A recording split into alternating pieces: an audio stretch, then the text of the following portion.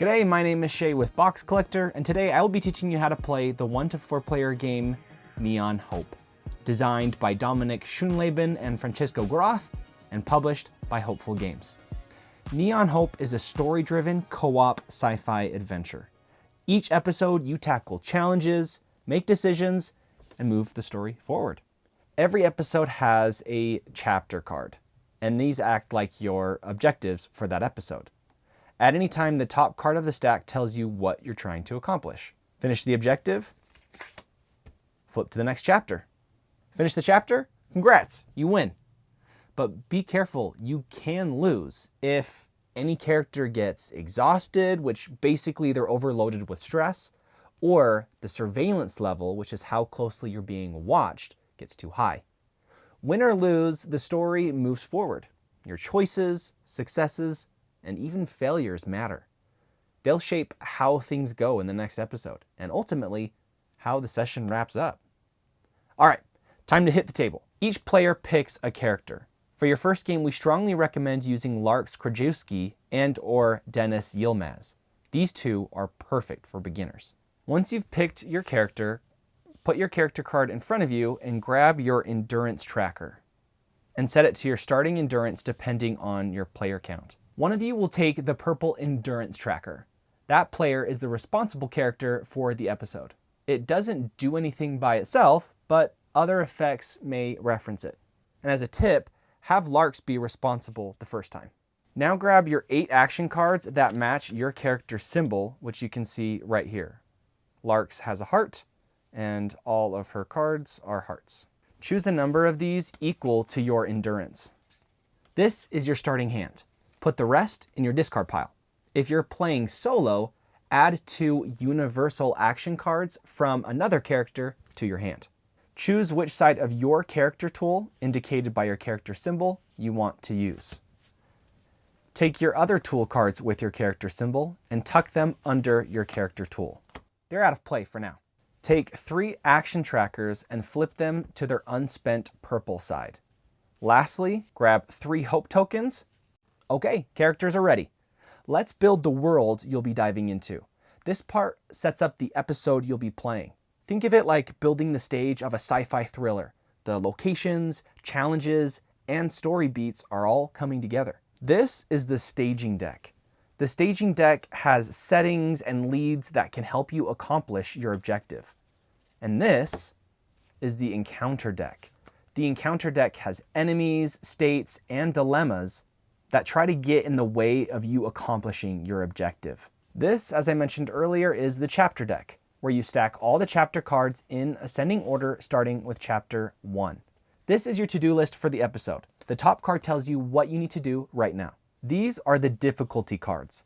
The difficulty cards are shuffled into the encounter deck to modify the chapter's difficulty. You can play normal, hard, or hopeless, and the difficulty you choose determines what cards and of how many are shuffled into the encounter deck. Throughout the game, you will increase surveillance and will indicate that using this surveillance dial, which starts at 0. Once you reach the number of surveillance indicated on the surveillance card, you resolve the text shown. Along with the difficulty cards, you can choose how intense you want the game to feel by selecting either story mode or challenge mode. Whichever surveillance threshold card you choose, you'll place it down next to your dial, next to the encounter deck. This area is called the network.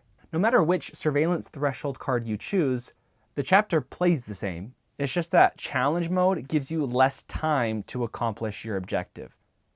If I choose story mode and get to 40 surveillance, then the game ends and I read conclusion 1. That is the basic setup. You then read the introduction from the storybook in the section of the current episode. For chapter 1, the storybook tells me to place the siphon from the staging deck into play. Whenever you place a setting, you also place the specific leads for that location into play. So I will place the barkeeper and the bar up above the setting and the dance floor below. So I'll go over to the staging deck, grab the barkeeper and put her up above the siphon. And then I have 2 options between the bar, so I'll just choose one at random. Place it there, and then the same thing, I have 2 options for dance floor, so I'll just grab one randomly and place it below. And then I will flip the siphon card over. These cards are classified as lead cards, as you can see here. Make sure that leads come in on their front side, as indicated with the A in the bottom right of the card. The storybook says I also need to find the data de-anonymization from the encounter deck, right here, which will be placed into the network area next to the surveillance card. The network contains cards that are active regardless of the location and can be interacted with players regardless of where you are. Since I just looked through the encounter deck, I'll give it a quick shuffle. And the storybook says that my character starts above the siphon. The top right of each lead card shows how many secret and support markers go on the cards. So I will place 4 secret markers on the bar and 1 attribute marker for each attribute listed here on the barkeeper. Make sure that every attribute token starts on its 2 symbol side. I will also place 2 secret on the dance floor. Now let's set up the grid. That's the core system of randomness and challenge in Neon Hope. It's kind of like the game's unique version of dice. Find all the modifier tokens. These make up your modifier pool. Shuffle all the modifiers from the pool and randomly take 3 modifiers and place them on the archive card. You'll leave the rest of them face down, and it doesn't really matter how you set them up, but if you wanted, you can do it like this in a 4x4 grid. You'll reveal these modifiers during the game whenever you try to perform a task. Now just gather all the other game bits, cubes, tokens, dice, and place them in a pile off to the side. That's your supply. You'll pull from it as needed during the game. But that's the setup. You've got your character, the episode, the world, and the core systems all ready to go. Each round has a character phase and an encounter phase. In the character phase on your turn, you have 3 actions to choose from: change location, activate, and perform a task. And you can do one action multiple times.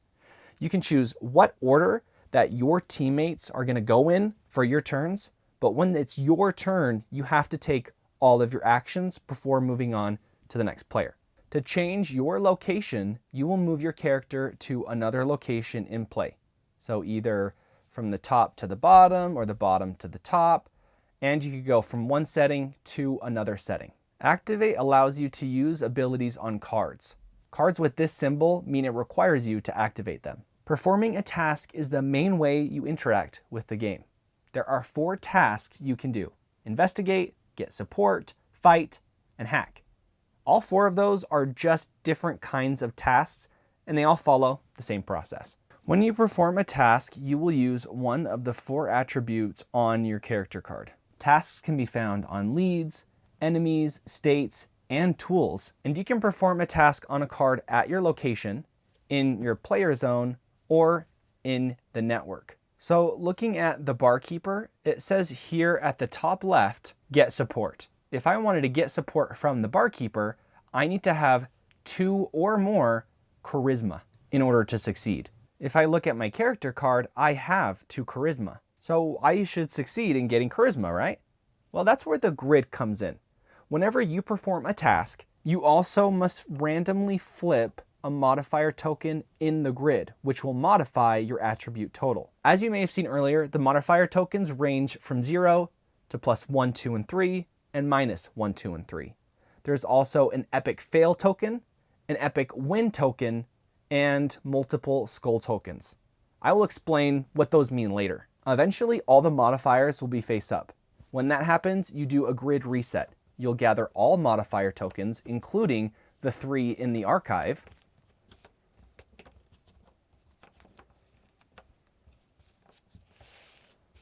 shuffle them all together, place 3 new tokens on the archive, and set the grid back up. As a tip, revealed modifiers stay face up until the grid is reset. That means that the odds change over time. So pay attention.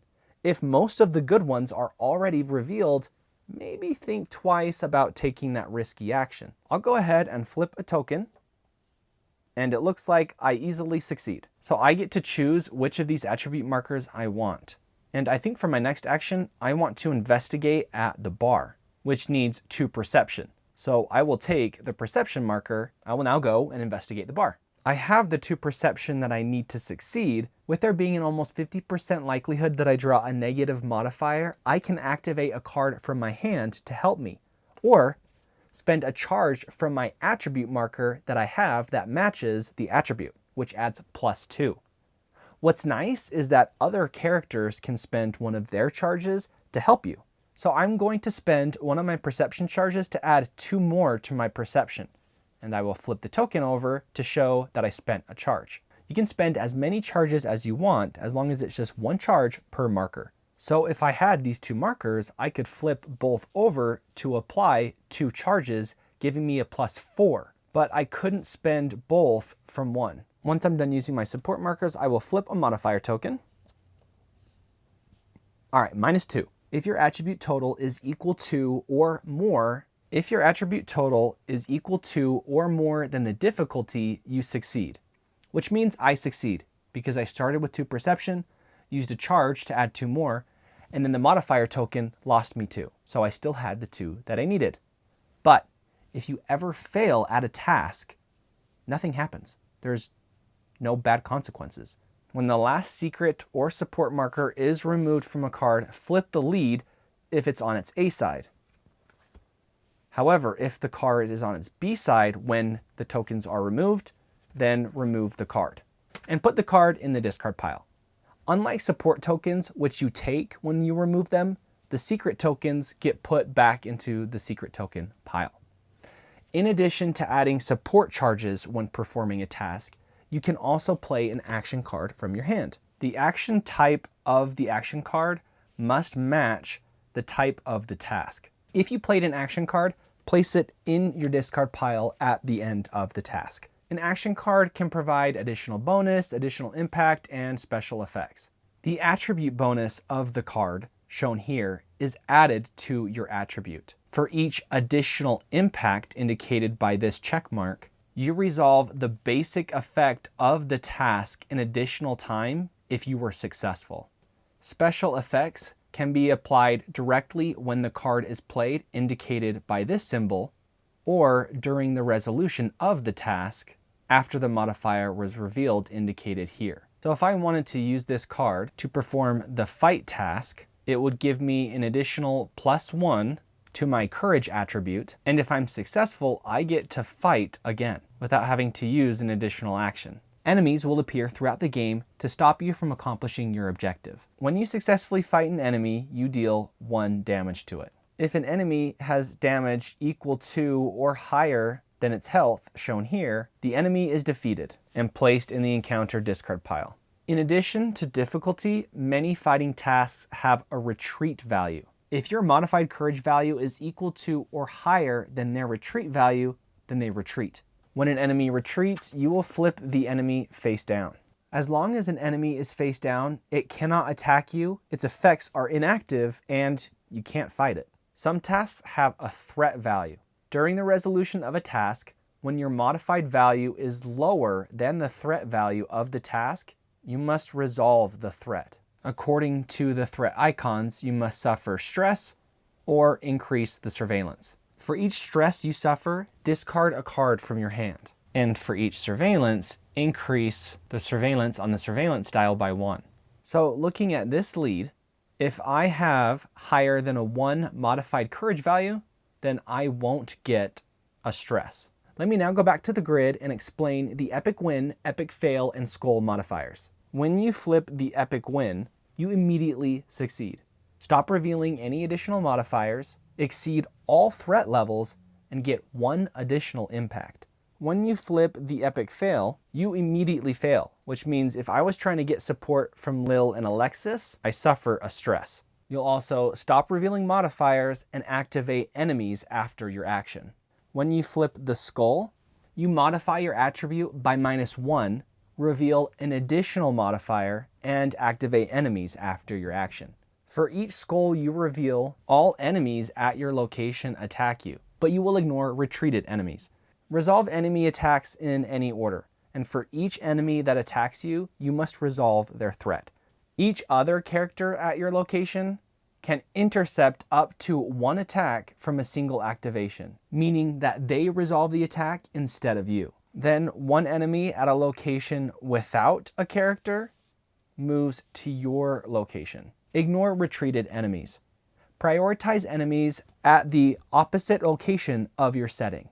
Use the highest remaining health as a tiebreaker if multiple enemies would be eligible to move.